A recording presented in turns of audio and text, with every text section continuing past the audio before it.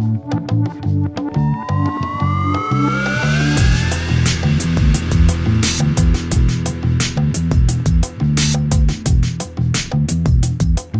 name is Winy Maas. I am the M of MVRDV, architectural office and urbanistic office mainly based in Rotterdam. So about 80 people are working in our office, and we make buildings, urban plans, cities and researches. We do collaborate recently with a think tank that we organize ourselves, the Y Factory, which is based in Delft mostly. Which gives us the possibilities as well to work with the public realm, with universities, and to investigate even the most innovative parts of the architecture practice.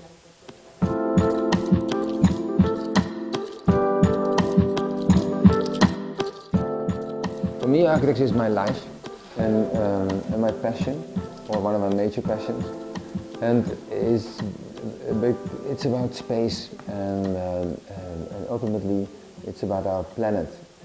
What can we do with it? What can we add to it? And how can we change that matter? And how can we turn it into something which makes sense and has future?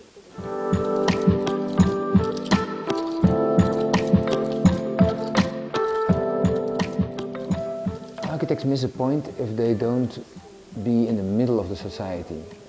If they're not able to communicate how the planet should look like or how the city should look like.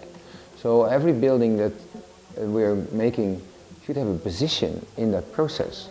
So we are the ones that can visualize the situation of the earth, of cities, of environments. We are the ones that, with that visualization, can communicate it. So we have a sincere role in this act that is maybe more and more given towards politicians, economists and planners instead of us.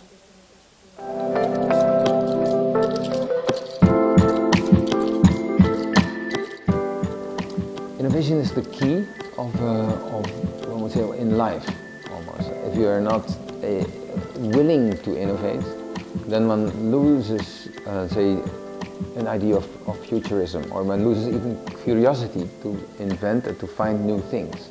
So curiosity is, that's the drive that's in it. I cannot guarantee though that we innovate every time. You do tests, you make mistakes, and you hope that it only can be innovative ultimately.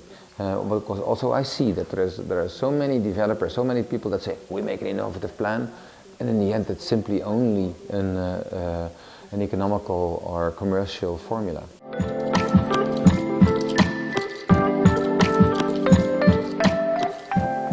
There are good and bad sides of your work, what you say with networking. Meeting people, meeting others, hearing their opinion, I think that's one of the key elements, again, in life and in your professional life. You all know it's the way to talk about directions and to find other kind of commissions, and so I think that's very good. What the word networking in the last 10 years sometimes has created is this kind of negative sense that you only go to parties, that you only are there to meet people in order to get a commission out of it. And that I think I don't trust. Then when people see behaving like that, then I don't want to network with them.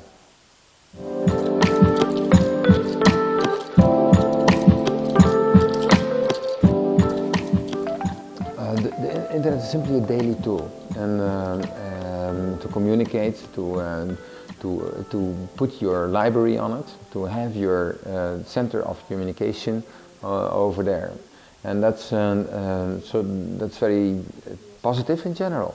Although I see also some negative elements. When you look, for instance, to universities, they tend to limit their research only to internet sources, and while I see that you still need, maybe even more than before, theoretical test zones that you cannot find on the internet itself. So it is a fantastic communication device. It's a great library, but it has also the limitations.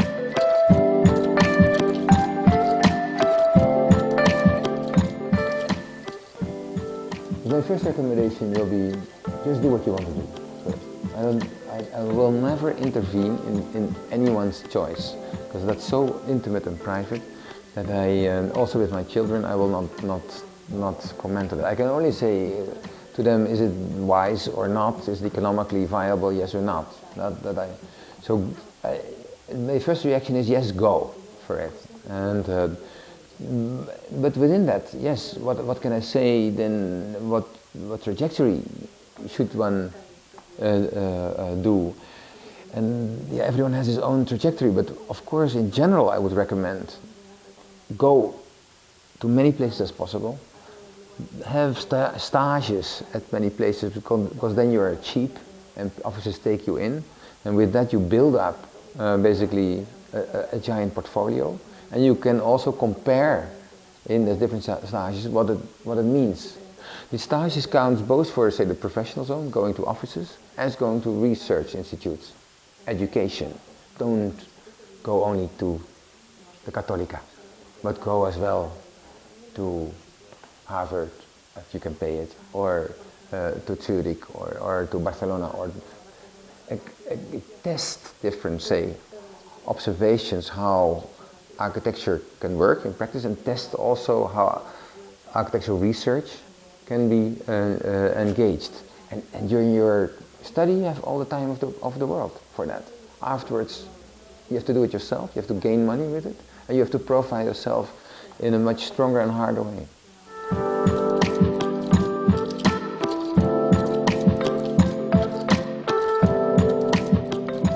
I would never explain to anybody how to look back to a career up till now.